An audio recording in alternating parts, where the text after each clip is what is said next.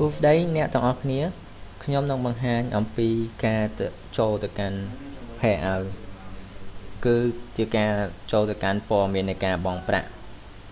ដំបូងយើងចូលទៅលើ menu loan បន្ទាប់មកយើងคลิกទៅលើ payout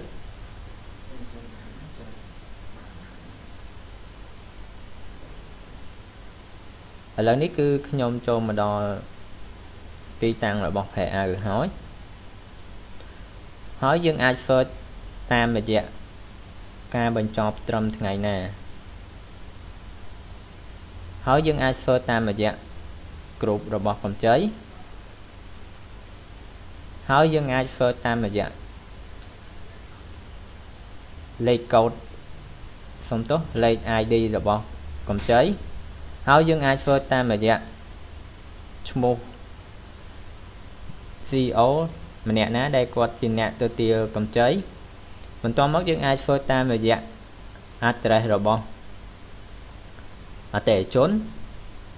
ហើយយើងអាច search តាមរយៈលេខទូរស័ព្ទរបស់អតិថិជនបន្ទាប់មកយើងអាច search តាមរយៈសាខាណាមួយរបស់អតិថិជនក៏បាន